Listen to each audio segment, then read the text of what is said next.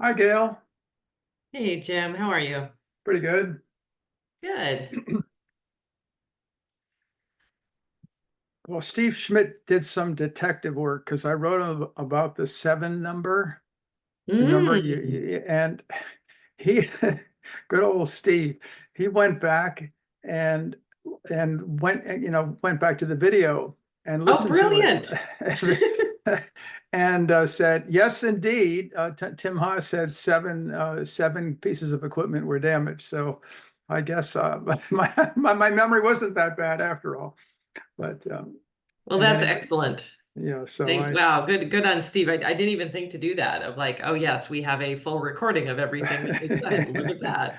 indeed we do. Yeah. Steve also said when he went to take a look at the videotape that there had been 11 other people preceding him who watched it. Now I wonder who those 11 might Hmm. be. That's I would. fascinating. That's fascinating. It is fascinating. I Oh, can't think that we would be uh, in the top tier of YouTube views, but seven people, I mean, 11 people were apparently interested enough to take a look. So, oh,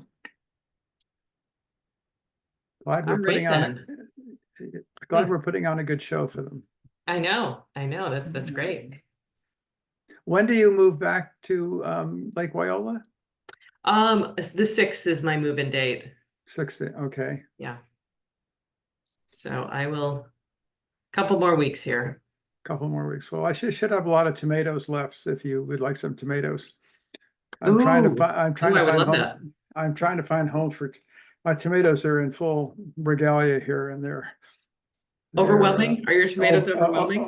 well, they don't look all that great, but they're very tasty. I guess that's Okay. what really counts. So uh, um, it's not been a terrific year for the garden. Have you ever heard of the Asian jumping worm? I have, yes. Yeah, well, they're everywhere. I mean, they're not just in gardens, they're in the forest. I've seen them in the forest. I've seen them, they're ubiquitous now and they're doing a lot of damage, at least in my garden. So that's very discouraging. Oh, I'm sorry to hear that. Yeah, Yeah, that's really bad news. yeah. Another one of those wonderful invasives from Yeah. overseas.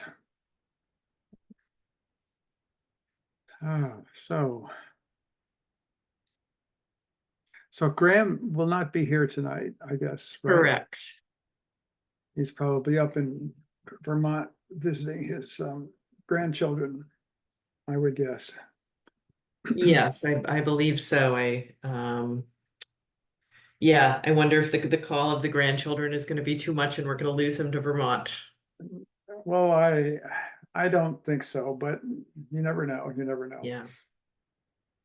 Well, his son is still lives in the area down here, so and does or did various landscaping work and one thing or another. So there's still his family located in this That's area. true. And speaking of Steve, here he is.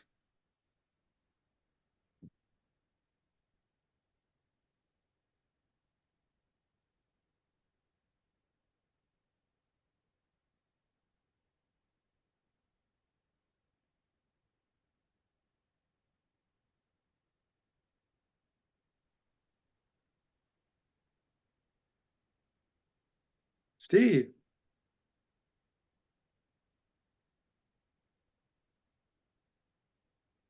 Hi, Steve, can you hear us?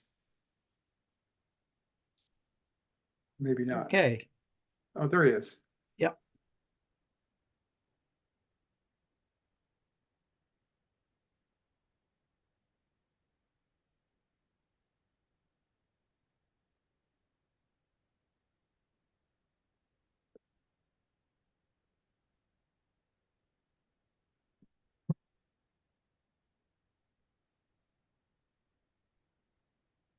Excellent.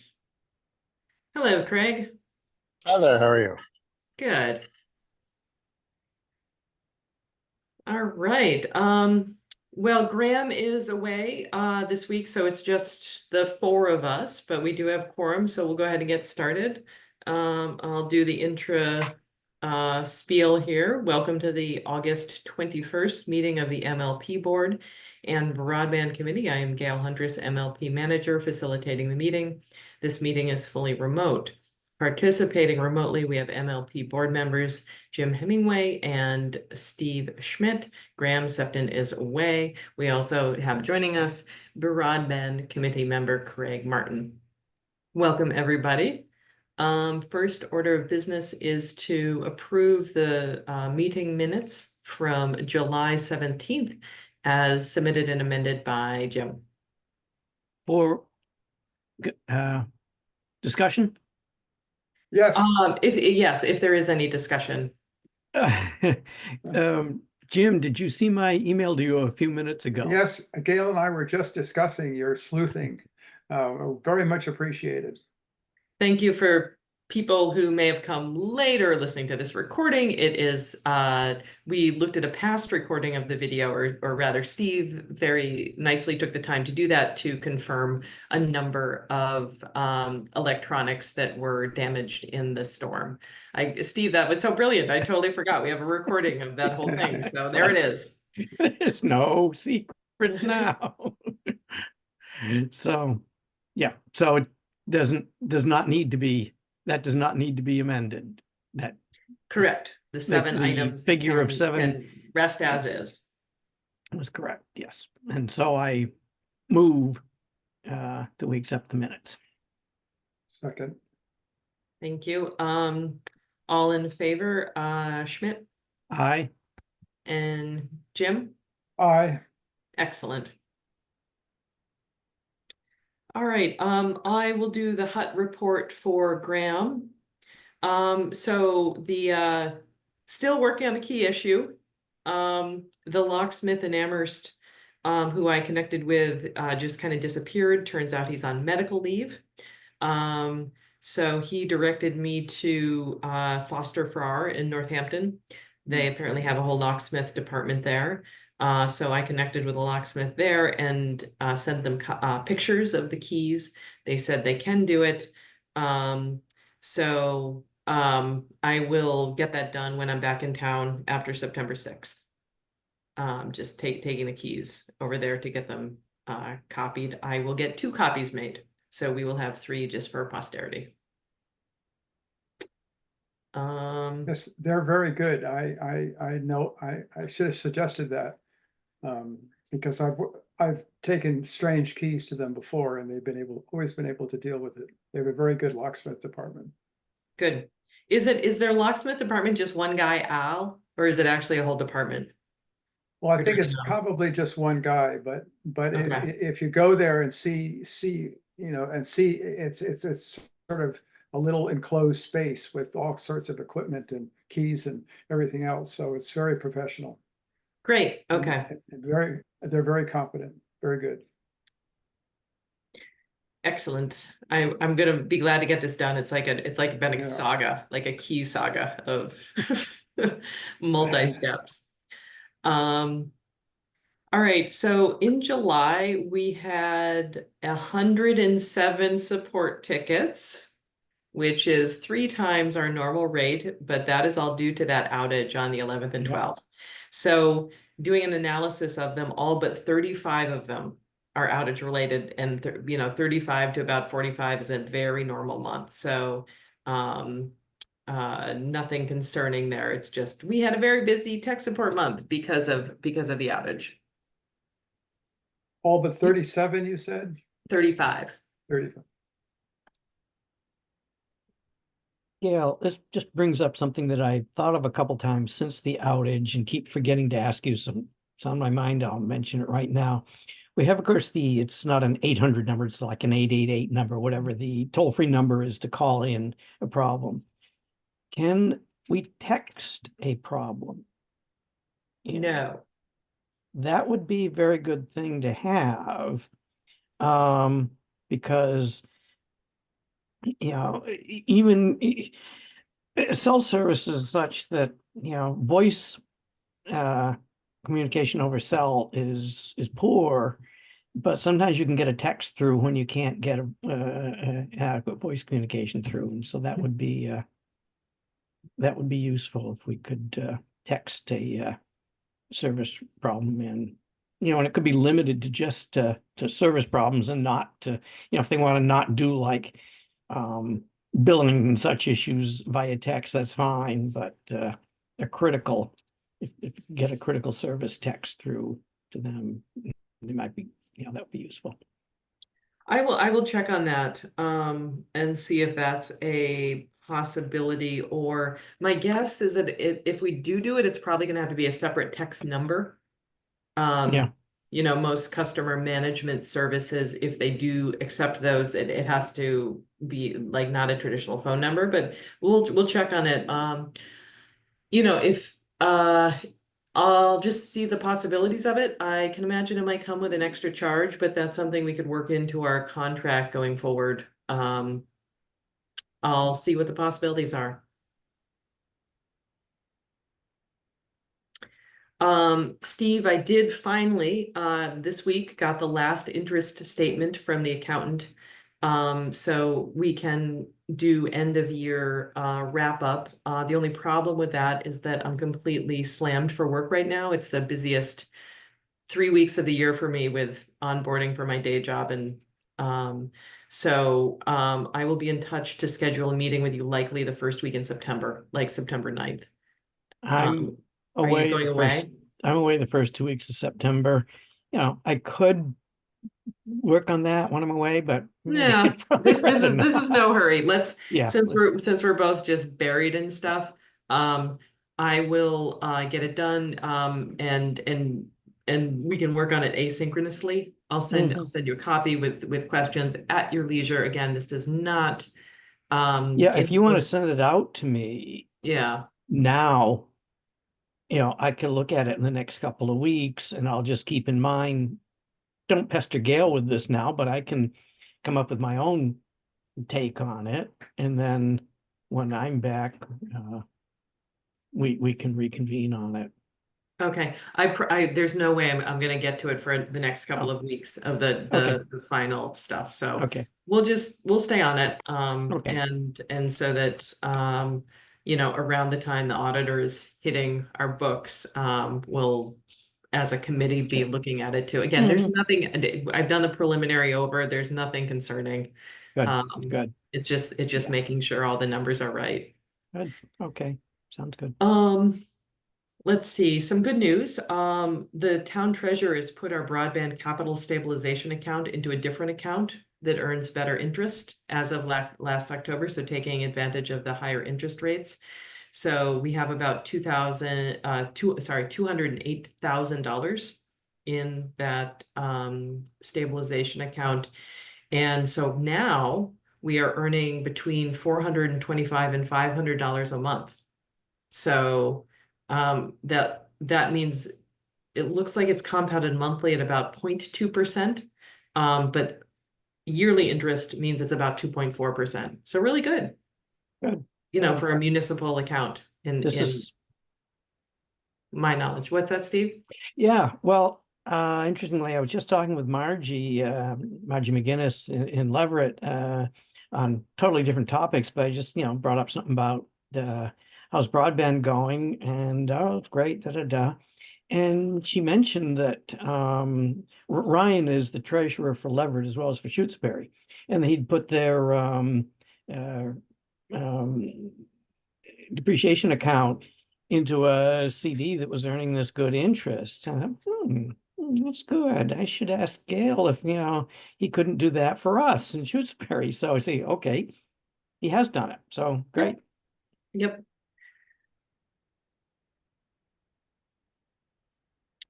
Let's see, our grant for the CAF funding for the last 3 years for $44,396 did come in from Whip City.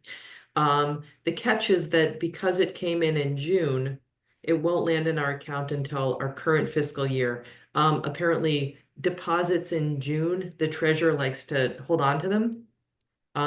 Because it can make the audit process more complicated. But here's the good news.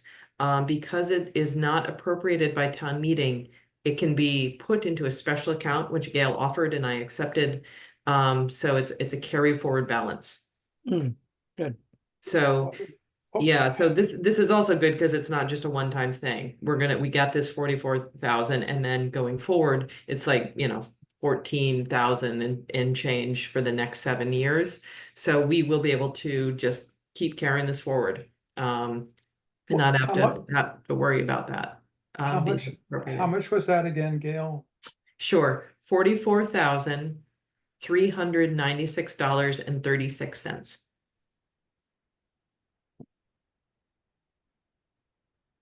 And this is from, this is.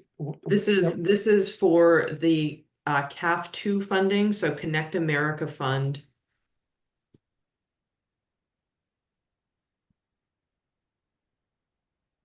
Okay, Through Whip City.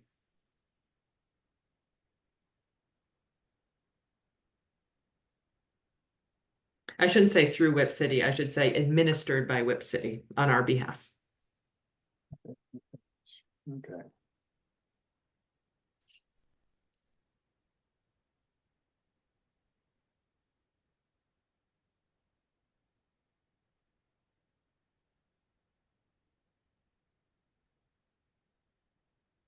And it came in just a short time ago?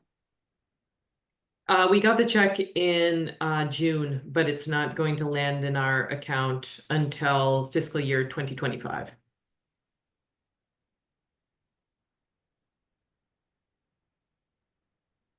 Okay. Just a lot of detail here, just give you.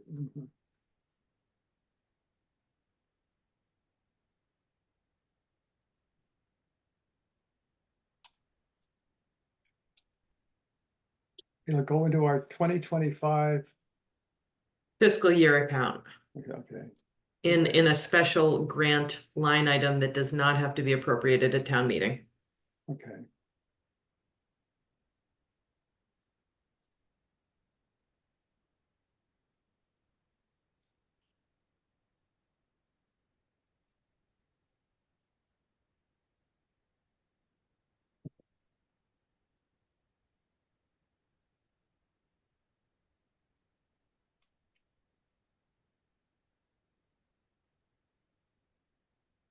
Thank you for, there's a lot going on here.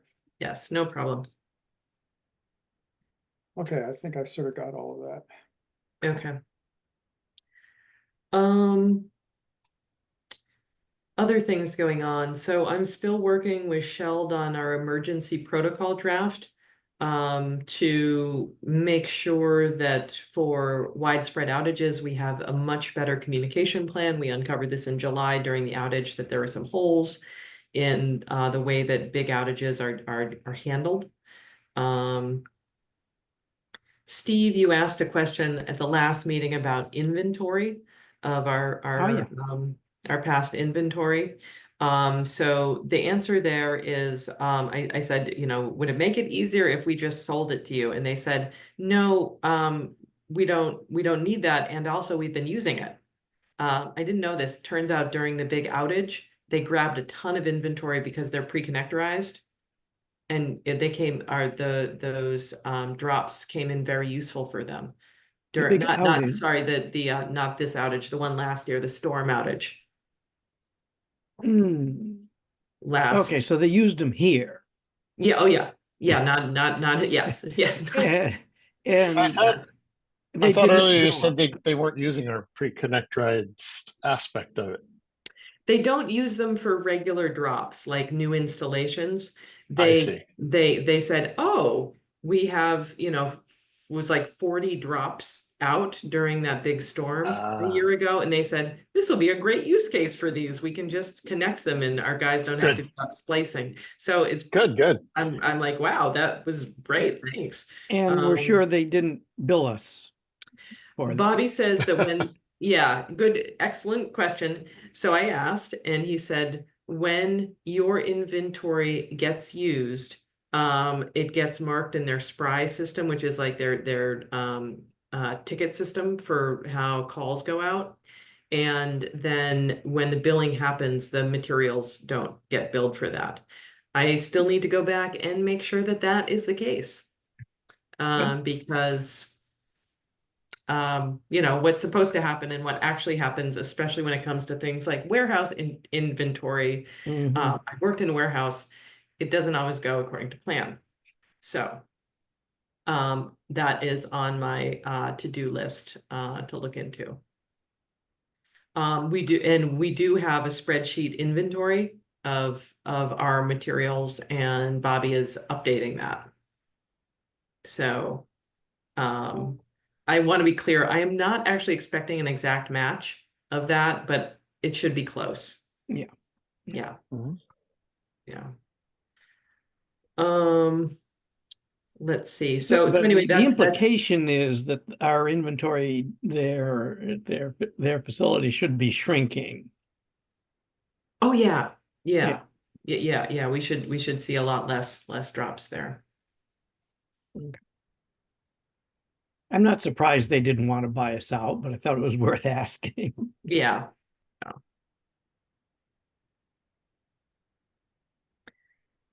Let's see, we're gonna have another bill for some of those stupid national pole electrical moves. If you remember, there were 2 poles on Locks Pond Road.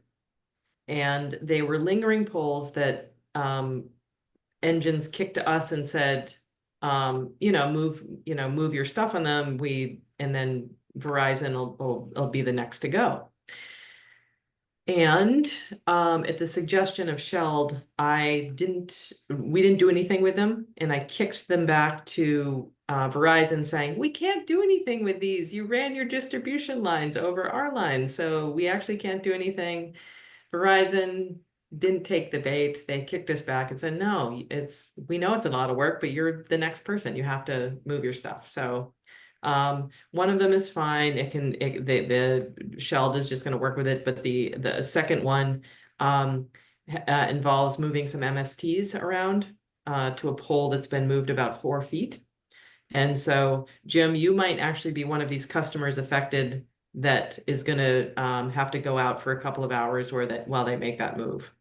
Oh. So Yeah, I don't, it's pole number 69 or 70 on Locks Pond Road. But they will do what they need to do, notify customers and all that. awesome.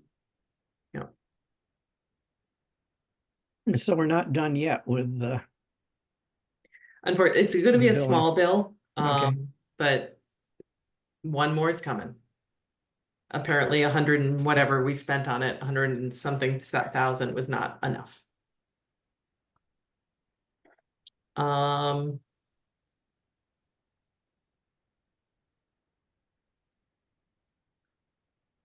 All right, next we need to talk about audit costs for the library. So we had $850 per year in our budget for audit costs, with the understanding that we would do an audit about every 3 years, and that $850 would cover the town's portion of that audit. Unfortunately, after hearing from Becky, and I called Tom Scanlon at the auditor's office directly, it's not enough. The methodology that we use to figure that out works for things like the account and treasurer's time, but it doesn't work for the audit. Like, we can't do it in a proportionality way. So it's way too low. And instead, we should budget at least $2,000 per year for audit costs, with a projection of $4,000 in costs every 2 years. Does that make sense? So 2,000 and 2,000 makes 4,000, understanding there's going to be an audit about every 2 years. Tom Scanlon was very helpful to help me understand like how this happens in towns, where it's just a good practice to do this, for towns to go through an audit. Towns that are not good financial shape generally should do it every year, but he said Shutesbury is fine. Every 2 to 3 years is a fine audit schedule. However, there are circumstances such as borrowing grants that force the audit cadence. So instead of 2 to 3 years, it needs to happen each year, and we are in that circumstance now. So every time the town does an audit, the MLP finances has to be audited as well as part of that whole process.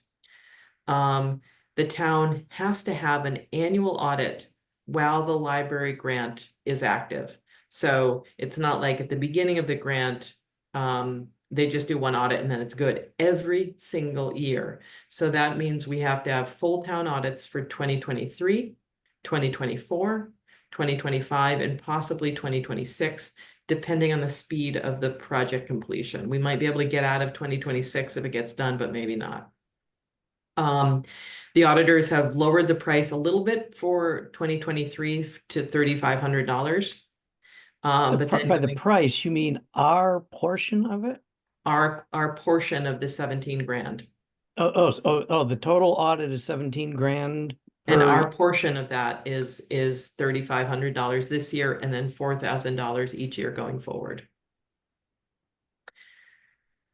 So, But we're still back to the same issue that this audit, the frequency of the audit is being increased because of the library construction. And so, I mean, the cost of the audit is one thing. Say, well, okay, you know, it's not a percentage of the total cost of the audit, but it's, you know, the enterprise fund is going to add so much to it. But the fact that it has to be done every year is nothing to do with the operation of the enterprise fund. It's because the town's building this library. So it just still seems to me that that additional cost for doing the audit annually is something that should be absorbed by the town as part of the cost of building the library. yes, I think these are two separate issues. Absolutely. So the first issue is that the calculation that we use to determine audit costs is simply too low. We need to fix that. We're not paying our fair share when it comes to like we'll call it the regular cadence of audits. And it is also true that the library building process is requiring a yearly cadence instead of the normal every other year cadence. So Becky has asked me to ask the MLP board for a $3,500 cost now. So for our current budget, and then $4,000 each year going forward. So that $3,500 would pay for the 2023 audit, right? So 2024, we're going to pay for the last year's audit, and then going forward, need $4,000 each year. I don't know what happens if like we just don't pay it, or how that works. I don't know. Yeah, because it's like what we pay the town for the treasurer's expense, for the accountant's expense. We don't have to do that. We put those appropriations in there to make it clear that the operation of our broadband network is not costing the town anything. It's coming fully out of the subscribers' fees. But it's like a voluntary thing we're doing to make the payments to the town, for the treasurer and for the accountant. And so then we said, well, put something in for the auditor also. Initially, I don't think there was anything in there for that. And we decided, well, that's one more expense that the operation of the town's finances that we should contribute towards. So I think it's up to us to appropriate what we see is accurate, is fair, and we got those figures from the town accountant as to what our share would be. But in the case of the additional audits being required because the library's been constructed, I just don't see why that's something that we should pay for out of our budget. And so that's the way we voted in our last meeting. That we were not gonna pay for this because the library is responsible for it. You know, we voted- Yes, I'm bringing the issue back again because the thing that we voted on was actually not correct. That was my misunderstanding of this whole thing. I thought it was a one-time thing, and it turns out it's an annual thing. And also, it's not that it's I think I explained it last time, is like, it's a special library audit, but that's not the case. It's the same audit all the time. It's just the cadence of when that audit is happening annually because of the library. So, you know, am I hearing it right that we're all in agreement that, like, no matter what, we need to pay our share of the audit cost for us? It's just that the objection is that it should be every other year, not every year. If every other year is the standard auditing practice for the town, then yes.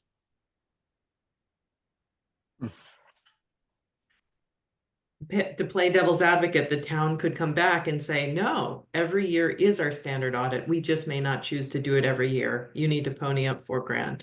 But it isn't. The town has never done an audit every year. Yeah. Jim, do you have any insight into this from the finance Yes. committee? Well, I don't, but it seems to me there have been times when it's not even been 2 years between audits, but 3 years. I'm pretty sure it's been longer than that. So if they start to argue that every year is what we ought to be paying for because that's what the town does, that's just simply not true. Yeah. Seems like it's a construction triggered cost, so or a construction, and maybe should be a construction cost for the library. Yeah, Yeah. because of I don't know if it's because of the grant or the borrowing, but either way, it's the funding for the library requires it. So Yeah. Funding's a part of the whole. Yeah, it's part Yeah. of the grant trigger, if you will. In order to receive Mhm. money of this magnitude from the state, they want to make sure they're not giving it to a failing town. So Sure. you know, they're requiring these audits every year. So yeah, so the question is just how do we respond to this request to the town? It's, you know, it's coming from Becky, but it's coming from the you know, the greater library board or organizers, I assume. But is it really? Because it's the town needs to conduct this audit. And so I think, the town just needs to bump up its audit budget. And if, as it is, think about the payment we make to the town for the treasurer and for the accountant's expense. I don't believe, Jim, you would know about this, that the treasurer, the amount the town appropriates for the treasurer's expense is reduced by the amount that the MLP turns over to the town for the treasurer's expense and for the accountant's expense. That, if you're really doing your bookkeeping correctly, the town would be able to appropriate a certain amount less at town meeting for the operation of the treasurer's office and the operation of the accountant's office, because the MLP is putting in its 1,800 or what a year. Yeah, that's a good question. But I don't think that happens. I think that it just goes into free cash. I think you're absolutely right. Yeah. So it's like, so the town appropriates the money for the treasurer, for the accountant, and for the auditor. And we effectively generously kick in a certain amount each year to cover our share of that. And so I don't feel that there's an obligation for us to pick this up. The town's going to need to do that audit. They're not going to, the town's not going to say, well, guess the library's not going to happen because the broadband committee decided not to appropriate $4,000 for an audit here. That bill, that audit's going to happen. The bill's going to be paid. I agree. This subject has never come up on during the finance committee wranglings of one kind or another. And it is because I'm pretty sure the money just goes into, it just goes into free cash, which is sort of unfortunate, maybe being so specific about the way our money affects the budget and is accounted for is something they ought to. Well, maybe they would probably feel that we're getting too much down into the weeds, to sort of be that specific. And so it's just easier to put it into free cash and let it go at that. But I really don't think we ought to be paying that extra amount for yearly audits on account of the library. I would definitely speak up and out against that in our next FinCom meeting. If it comes up, I'm not sure whether it's going to for a while. Okay, so what you sounds like that, and we'll do an official vote on this for communications, but it sounds like the sentiment is the MLP agrees that we need to pay our full share of regular audits of $2,000 per year. Understanding. I'd even say on that, we voted a budget at annual town meeting, or the town meeting voted a budget that we presented. And I believe it has $800 or $850, whatever the figure is, in It's for audit $850, for FY25. If they need more, we'll consider that for FY26. I'd play a little hardball on this because Well, that's a thought, yeah. I don't see why we should be putting up more for this year than when we've already appropriated this figure. Yeah. The only argument of putting more is that it is an incorrect calculation about just a regular audit cost. And Steve, But we got that figure from did. Gail, and so did. if it needs to be changed, fine, we'll change it going forward. I have no question about changing something going forward, but to say during the fiscal year we need to make this change, no, I just don't see that. They're going to pay the bill, and whatever we appropriate isn't going to impact how they pay it, because they'll pay it out of the town has an auditor expense line, and they pay it out of that. And we make these contributions to the town at the very end of the fiscal year. We do that one transfer where the money for our portion of the treasurer's expense, the accountant's expense, the auditor expense, the electrical expense for the hut, it's a one-time payment over to a transfer to the town. So sure, going forward, we'll revisit this, just as for FY25, Gail Weiss refigured the amount we needed to put in for the treasurer and the accountant, and it was changed from previous years. And I think it went up a little bit, and okay, that's what it is for FY25. We can revisit this every year, but for the current fiscal year we're in, no, we've made an appropriation, and I think the town needs to live with that. I agree.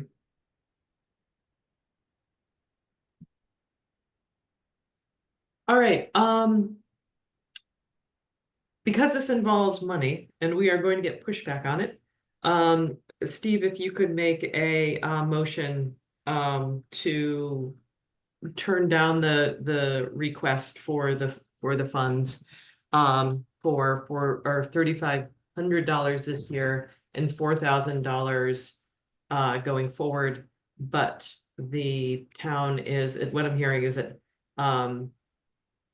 they can ask for that for fiscal year 2026.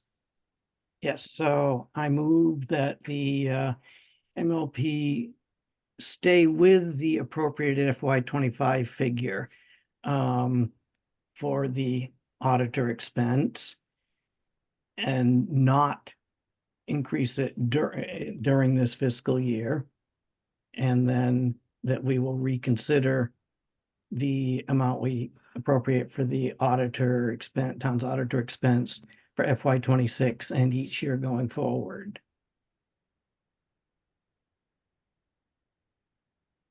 Second,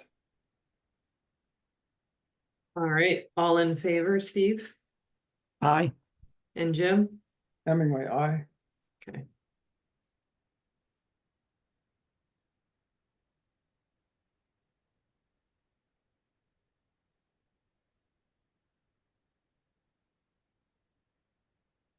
All right, I will communicate that. The other a portion of this is that Steve and everybody, if you remember what we tried to simplify our the number of accounts that are kicking around for broadband. And so we combined the auditor, accountant, and treasurer into one item. And I noticed these were still separate on our fiscal year 2025 first report, first financial report. So I asked Gail, I'm like, we actually combined these. Why aren't they combined? And she said, we can combine the accountant and treasurer if you want, but the audit needs to be separate so it can be carried forward.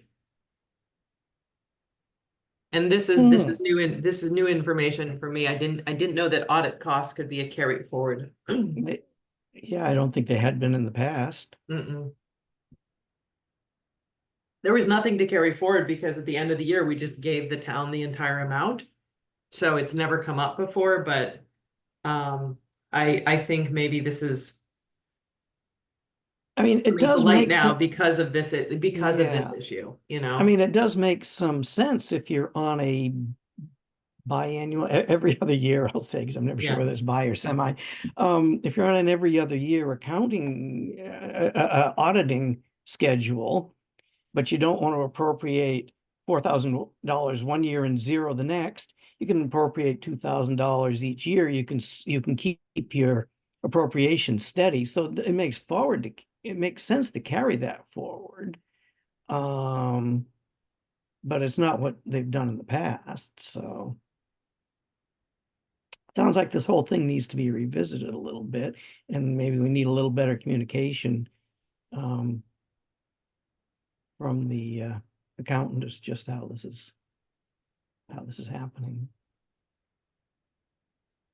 Yeah, like I said, I'll pass on the message of the declined request and ask that when we're doing the budget for 2026, the request gets made again. And we should be prepared. They will be requesting for $4,000 for that. Although I would also like to get a better explanation of just why they want. That's almost 25% of the total cost of the audit. But an audit $17,000. You know, I say $4,000 is almost a quarter of that.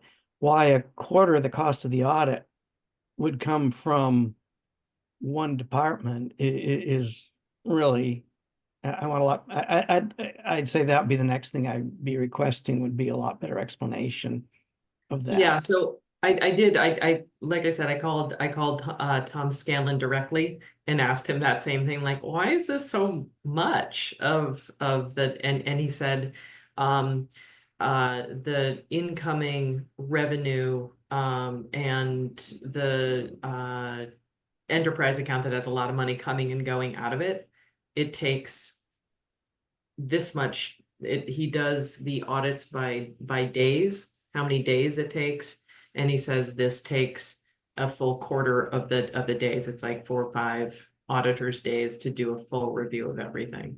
So he himself said this is how much it costs. We can certainly, you know, give a pushback, but it's the That's coming from the person who's charging us saying that Okay, is actually how much it costs.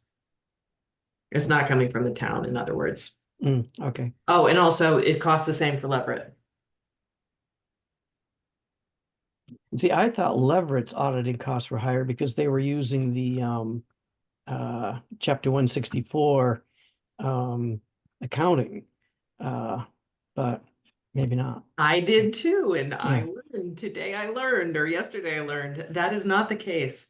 When it comes to the governance structure, it has absolutely no bearing on how the audit is done. Okay. So regardless of whether it's run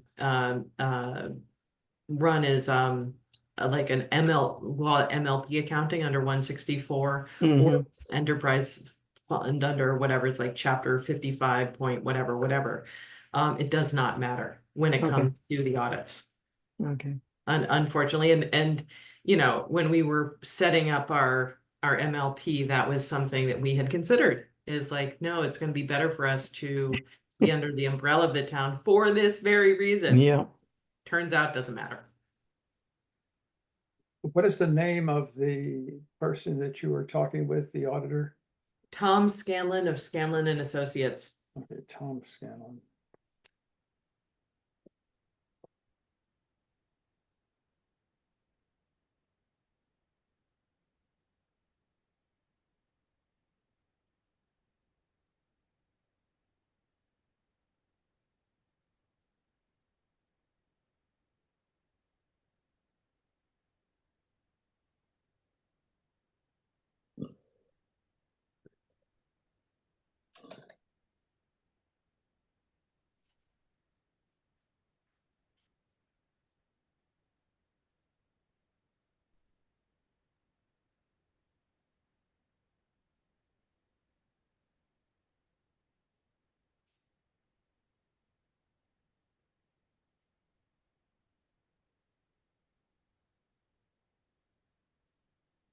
Sorry, I went, okay, I'm just catching up here.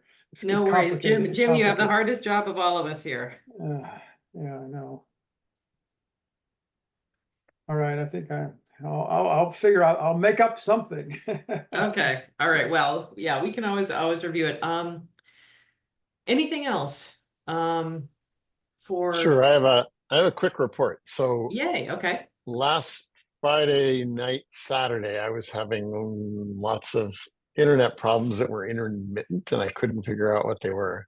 So finally on Saturday, I called Shell and they said, no, everything's fine. We don't see a problem. Although at that point, actually, they tried to see my router and they couldn't see it because, in fact, my router, I guess, had gone offline. So I rebooted the router and then they saw it. And I said, well, I've got this Calyx managed router. Maybe you can go in the logs and sort of see what's going on. And he's saying, no, we'll just send somebody out and they'll check and see if there's short somewhere or something. Turns out I was leaving town, so I couldn't do that. And today I got back. I'm not sure if it's behaving well or not, but if it's not, they'll send somebody out. So the upshot on this is that even though we've got this fancy managed router and they can go look at everything in detail, it sounds like, no, we just want to send somebody out. So this is just a point of information as we're considering managed routers in the future. And it might be that the guy who works on Saturday doesn't know how to get into the routers. I don't know. I'd be kind of curious whether this will just be their standard default practice if we get managed routers. They're going to send somebody out anyway, or yeah. Yeah. So it was a test of the managed router, and I think it sort of failed. Unfortunately, Graham's not here to respond, but oh, that's too bad. yeah. Yeah, well, our digital equity survey, Yeah. that's still going on. The FERCog is gotten me the draft of the final report, so we're working on that. And basically the results are people would really like to have Shell be able to reset their password and do some remote diagnostics. They say it would improve their satisfaction, but they don't want to pay for it and they would prefer just not to have it. if it's Exactly. costing. I think it's if you say we're going to give you a piece of candy, they say, of course I'll take a piece of candy. And then Yeah. you tell them, well, it's $10, and they say, no, I don't really like candy. Yeah. You know, Yeah.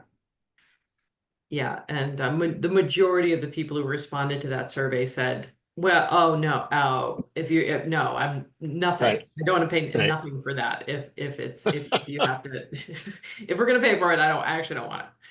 Yeah, And you know, and well, most people are largely satisfied with right.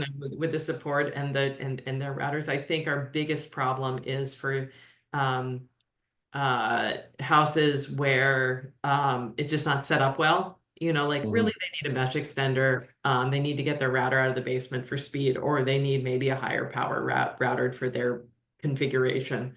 Yeah. But the yeah, once the router's installed, it does all right. And Yeah, I mean, up until this one challenge, I've been very happy, and I don't know yet what the problem is, but we'll get it figured out. yeah. Yeah. All right, well, keep us posted on that, because that's interesting of what's going on that they couldn't actually see remotely, because that seems exactly like the Well, type of thing. there's the number one is the problem that if your router is not talking to the internet, then managed or not managed does you no good whatsoever, right? True that. Yeah. Um, but the second was I was hopeful that they might be able to go dig in some logs and see, oh well, there was this problem on line 52 or whatever, right? And it sounds like yeah, we're not going to do that. Mm, okay. Maybe if I talk to someone during the day this week, they will say, "Oh, sure, I'll be happy to go in and look," and then I'll be impressed. But at the moment, I'm not impressed by the managed router. Yeah. Yeah. Okay, well, yes, Yeah. definitely keep us posted, and if you can do Sure. any digging on that, that would be really appreciated to see, like, actually what, can they do anything, or is this not Yeah, Right. would talking to Lee worth it? directly make sense? I don't know. Let me figure out a little bit more on Yeah. my end, and then Okay.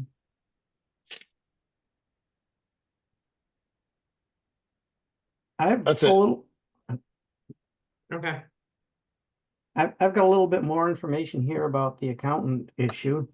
Okay. Want to continue that slightly? I've got the budget line from print out the yellow Okay. pages from last town meeting. And so independent audit line. So budget for and this is FY 21 forward. FY 21, the town budgeted 5,000, they spent 12,500. FY 22, they appropriated 5,000 and they spent 16,000. FY 23, they appropriated 5,000, they spent 0. FY 24, they appropriated 9,000 and they didn't have the expenditures for FY 24 at that point because it was still during the year. Mhm. And then for FY 25, they appropriated 9,000. So they need a lot more. If this audit is going to cost $17,000, they need a lot more money. They should have appropriated more for the audit. They only appropriated 9,000. They need 17. So, they're kind of saying, well, let's hit up broadband here. But Right. I mean, even the nine, if they're getting if they were to get 4,000, we're still short. Like, yeah, who's making up that difference? yeah. So they just, Okay. it's probably been a carryover account for the town's accountant line all along. So maybe they still have money from, they didn't spend anything in FY 23. Mhm. Or, they take it out of their reserves, but No, I think your former solution was correct. The amount is carried over year after year. And whereas well, it's just that carryover applies to this situation, and of course, quite a few others as well. So that's the reason why things are so sloppy, I guess you might say, or just up and down and in motion, so to speak, like that. If that makes any sense. mhm.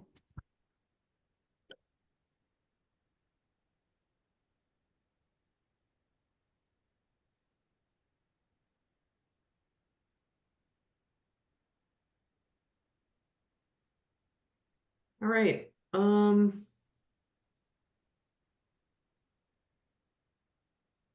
anything else?